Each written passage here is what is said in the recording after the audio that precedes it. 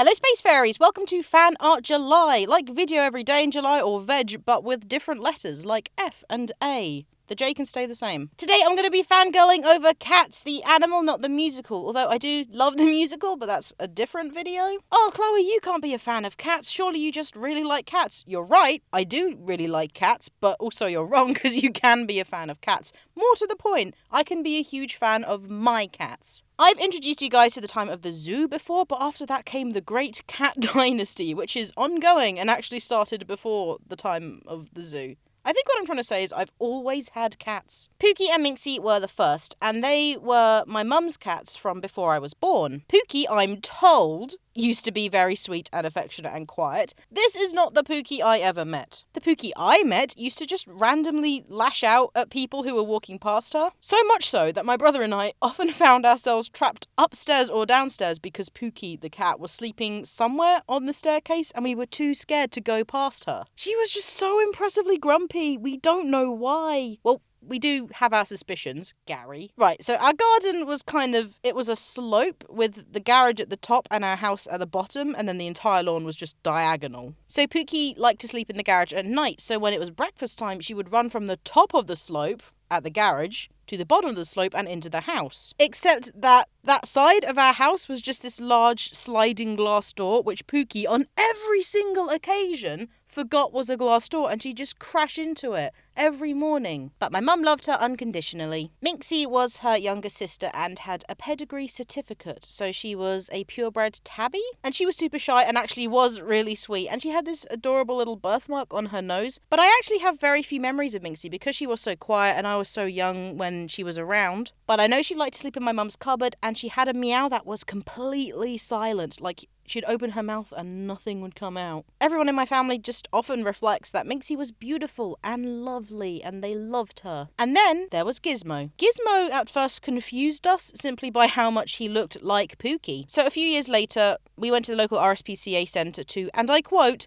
"just look, not adopt a cat." Context, this is just a thing that my mum likes to say when she has every intention of adopting a cat. And when we got there, we all did this double take at a cat named Gizmo because we all, for a split second, thought it was Pookie. The difference being, Gizmo didn't try to scratch any of us when we went near him. He was 13 years old when we adopted him, so our time together was short, but I have never met a happier and friendlier cat, except maybe Buster. We'll get to Buster. Pouncer came next, our first in a long line of extremely fluffy cats. Also, he was massive, bigger than our dog, massive. And he was super noisy. He was really chatty. If I ever said anything, he would always say something back. And Pouncer was mine. I mean, he was the family's, but he was mine. And he was super hardcore. He got his name because he used to jump 6 feet in the air to catch birds. So I always thought of him as this kind of gentle giant, but also a badass giant when he needed to be, mostly to catch birds. And he didn't actually like me at first. But this one time he got stuck behind a neighbour's shed and he was just missing for 24 hours. So I ended up going around the entire neighbourhood block calling his name and waiting for a response, and eventually I heard him meowing back at me from the other side of this brick wall.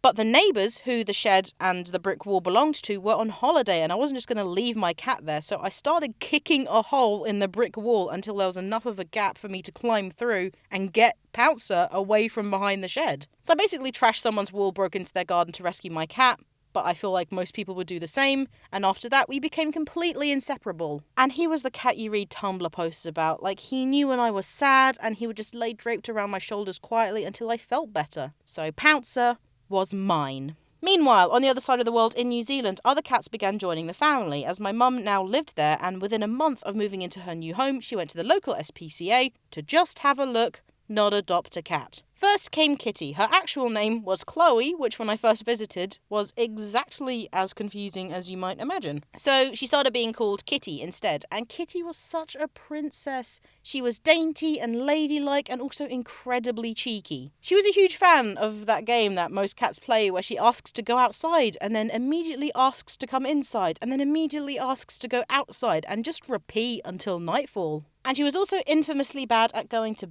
bed. She liked staying out at night, but it didn't seem safe, so my stepdad would every night have to go through this rigmarole of go to the garden to pretend he was doing literally anything else, and then just grabbing her when she got curious and scooping her back into the house. She also had this super fluffy tail which looked like one of those bottle brushes, and she had this really adorable love-hate relationship with her little brother, Buster. Buster is a cat that happened when my mum genuinely went to the SPCA just to have a look, not adopt a cat. But my mum fell in love instantly. He looked cross and fluffy, and the volunteers had all but given up trying to rehome him because he just attacked anyone who tried to get near him. But when he saw my mum, he went straight into her arms and just, purred. He still does that. Sometimes when I talk to my mum on Skype, I'll hear him meowing at her from off camera, and sure enough, in enough time, he just waddles onto her lap and insists on cuddles. And he also thinks he's a dog. So my mum has 2 dogs, Billy and Archie, except she actually has 3 dogs, and the 3rd dog is Buster. You know, we kind of have to let him believe. He also has the most frightening meow, because it sounds like a human man wheezing. It's like... That's horrible, right? Now imagine it happening after he's wandered into your room in the middle of the night and it's pitch black and you can't see anything, but right by your ear you suddenly hear... That's Buster. Buster and Kitty also had their brother Tommy, who my mum found as a stray when she went to the beach to go camping with friends, not adopt a cat. And now Buster has his sister Tabitha, who is small and fluffy, and when she was a kitten she looked like a full stop, so we sometimes call her Little Dot. And now back in England, there's me and my fluffy daughter Kiki. So cats have always been a huge part of my life, even the cats that aren't mine. So shout out to Lucky and Ruby and Silver Minxie and Charlie and Fooman and Branny and Domino. You were also amazing cats. When I was a teenager, I even ended up volunteering at my local RSPCA every weekend as a cat cuddler for 2 years, which meant for 6 hours every weekend, I was literally just allowed to go to the RSPCA, sit in the cat pen, and nap with the cats. Yeah, that was a real thing. I had cats at home, but I wanted to spend time with further cats. So this is just one big shout out to cats. I want you all to know I'm a huge fan and I love your work. Thanks for watching. Give any shout outs to special cats in your life down below. Subscribe and stay tuned for more Fan Art July, because coming up soon, the meaning of life, the universe, and everything.